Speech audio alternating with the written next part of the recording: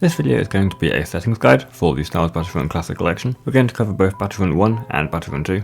However, I'm going to start with Battlefront 2 first. On screen now is a timestamp with the time for Battlefront 1 settings. So we're going to start off with video settings. Brightness, I just leave it default.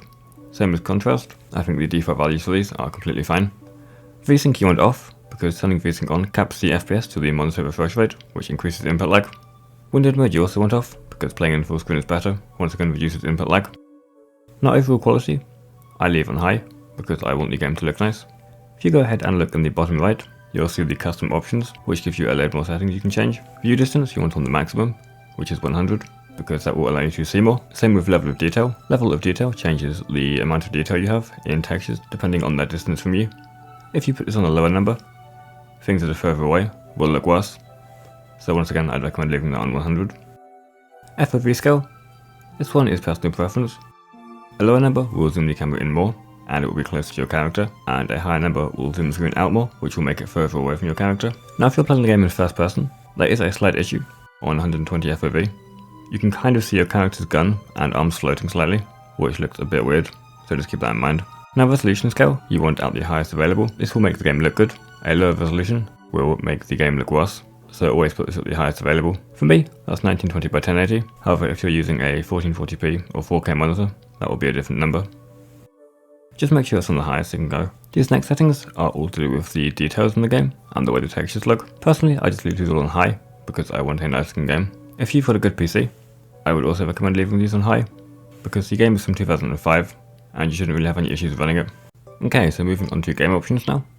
The first setting is the viewpoint, so first or third person. Personally, I'd recommend third person because it allows you to see more. You can see your character and you can also see behind walls. There is also a dedicated keybind to change your perspective, but we'll take a look at that in a second. Next up is vibration, and this is for controllers, whether or not you want your controller to vibrate. Personally, I don't. I find the controller vibration is annoying, so I turn the setting off. Next up you've got colorblind options, which changes the way the game looks and some of the colors if you're colorblind. Personally, I'm not colorblind, so I just leave this one at default. Friendly fire controls whether or not you want friendly fire to be enabled in offline AI matches. Auto target will automatically place a target over the nearest enemy you're looking at. If you turn this one off, that will just stop that from happening, meaning you will manually have to press the targeting button, which by default is Q, to target enemies yourself. Now streamer mode is quite an interesting setting, because I couldn't actually figure out what it does. I tried loading into both single player and multiplayer, with it on and off, and it didn't really seem to do anything. Didn't seem to change any of the names of players, change my name, change anything on the scoreboard, so I can't really recommend having it on or off because I don't really know what it does. I'd imagine it's supposed to hide something, so we're going to leave that one for now. Aim assist is once again another controller setting. This one will improve aiming on a controller, however I use mouse and keyboard, so it doesn't really affect me too much. If you're playing on controller, I'd probably leave this one on. Sticky reticle, once again, is a setting that I don't actually know what it does. I tried turning this one on and off and I couldn't really see much difference. Display enemy icons will add a red marker over enemies. This one's quite useful for spotting enemies, so I'd recommend having this one on. AI difficulty just changes how challenging the AI is in single player mode. This one is entirely personal preference on whether you want easier or harder AI. Tooltips are just pop-ups that tell you about the game and control bindings. This one once again is personal preference, however I'd probably recommend having them off because they can get in the way, especially every time you spawn in when the game is telling you how to move, how to shoot, that kind of stuff. Objective details just show you details about the objective, which once again I'd recommend having on because it's definitely useful. And movie subtitles just add subtitles to the movies, which once again personal preference whether you want subtitles or whether you're just fine listening to the audio as it is. Heading into the audio settings now. Now master volume will depend a lot on your setup, what the overall volume of your device is, and what the volume of your headset is. I'd go with something that is not too loud, but also not too quiet. Something that won't hurt your ears. Music volume. Now the Star Wars soundtrack is amazing, and having music in the background definitely adds to some of the intensity of the situations you're in. However, I would recommend setting this to 0, so you can hear more of the actual game, more of the footsteps, more of the shooting.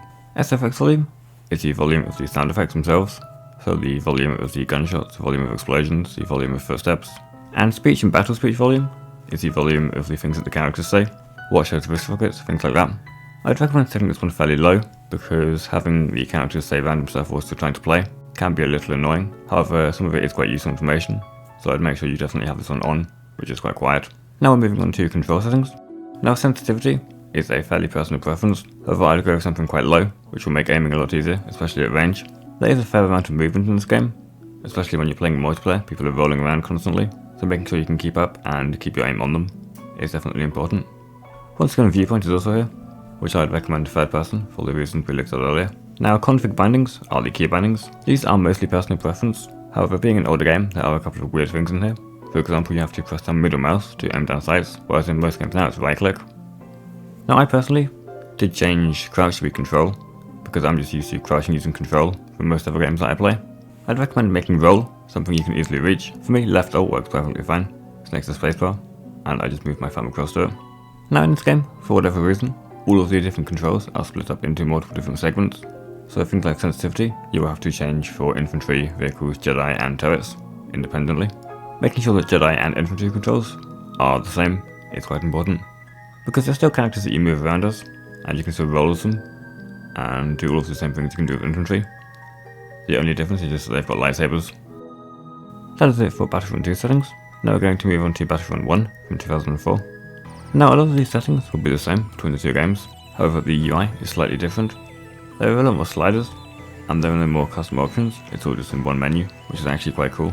Anyway, starting off with video settings, brightness and contrast, I would just recommend leaving it default. View distance and LOD distance, I would recommend having at the maximum. FOV scale, once again, it's personal. Now the FOV doesn't really have numbers, it's more of just a slider from high to low. Resync off, in-game resolution once again highest you can go, windowed mode once again off. Now anti-aliasing, I just leave this on FXA. Texture detail, terrain quality, water quality, particle quality, shadow quality and bump mapping, I have all of that just set to high. Now motion blur you want off, because it will make things clearer when moving quicker. Same with distortion effects, you don't want any weird effects just distorting the camera and distorting what the game looks like. These will just make for a clearer game. Audio options, once again, mouse volume is personal preference. Music volume I'd recommend having set to 0. SFX volume, personal preference. And speech volume, once again, something you can hear, but something while the speaking doesn't get in the way of your actual gameplay. Moving on to game options now.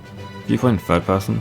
Colorblind options, if you're colorblind, then feel free to use them. Friendly fire is personal preference for whether you want friendly fire in single player matches. Auto aim, sticky vertical in streamer mode, still don't really do anything. Instant action heroes, where we just turn heroes on or off. Because heroes are in Battlefront 1, however they're all NPCs, they're all controlled by AI, so instant action heroes will just either enable or disable them. AI difficulty, you can set that to something higher or something lower if you want easier or harder AI. Tooltips off, and reset tooltips, just resets the tooltips. And finally heading into control options, once again the controls are split between infantry, vehicle and starfighter. Now the Battlefront 1 and Battlefront 2 sensitivities are slightly different, but once again I'd recommend something on the lower end. As for key bindings, these are mostly the same. Once again I made control crouch, and that is about all I've changed here. And yeah, that's it. Those are all of the settings that I use, and all of the settings I'd recommend using for Battlefront 2 and Battlefront 1 in the Classic Collection. If you enjoyed, please be sure to like, comment and subscribe, and I will see you all later.